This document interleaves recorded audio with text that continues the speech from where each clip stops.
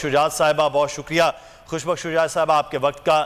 M Q M احتجاج بھی کر رہی ہے, احتجاج ریکارڈ بھی کروا رہی ہے, اپنے جو حلقہ بندیوں کے معاملات ہیں اور ساتھ ہی ساتھ جو سینسس کا ایشو ہے, لیکن کیا الیکشن میں جو 15 کو ہونے جا رہا ہے حصہ بھی لے رہی ہے؟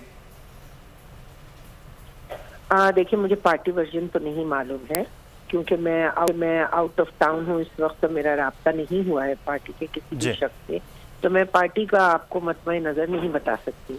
لیکن ہاں میں یہ اتنا کہہ سکتی ہوں کہ جس طرح آپ دیکھ رہے ہیں سارے سینیریو کو میں بھی دیکھتی ہوں, اور میں یہ سمجھتی ہوں کہ جب الیکشن اناؤنس ہوتا ہے اس میں ظاہر پارٹیوں کو کودنا ہوتا ہے, اس میں مقابلہ کرنا ہوتا ہے, مقابلے میں جو جیتتا ہے اسے برداشت کرنا ہوتا ہے.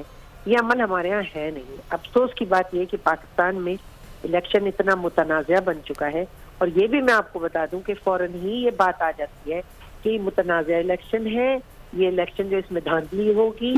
جو بھی الیکشن ہے اس کو کبھی بھی کوئی صاف و شفاف طریقے سے نہ قبول کرتا ہے, نہ جیتنے والے کو مبارکباد دیتا ہے ہارنے والا, نہ جیتنے والا ہارنے والے کی پیٹھ تھپک کے کہتا ہے کہ تم نے. یہ بالکل آپ اہم بات کر رہی ہیں خوشبخش شجاعت. یہ کلچر جو ہے وہ پاکستان میں بہرحال وہ نہیں پروان چڑھ پایا.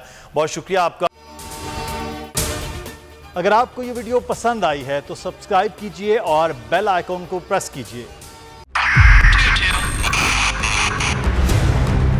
2022 بہت سارے تحفے بھی دیکھیں گے پاکستان کی عوام کو. پاکستان کی عوام کو ایک تحفہ یہ دیا کہ عوام کو پتہ چل گیا کہ پاکستان کا میڈیا کیا ہے. سال 2022 میں سب سے زیادہ دیکھے جانے والا چینل بول نیوز رہا نمبر 1. ہم نے بہت سارے شوز اور ٹرانسمیشنز کی, پورا سال مسلسل جدوجہد میں نکل گیا کہ یہ ووٹ آف کانفیڈنس کے پیچھے کون لوگ تھے.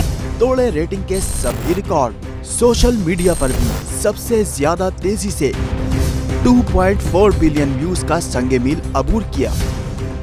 اینکرز کو بھی عوام میں سب سے زیادہ مقبولیت ملی, اور سوشل میڈیا پر بھی بول رہا سب پر سبسکرائب کریں اور بیل دبائیں تاکہ کوئی خبر رہ نہ جائے.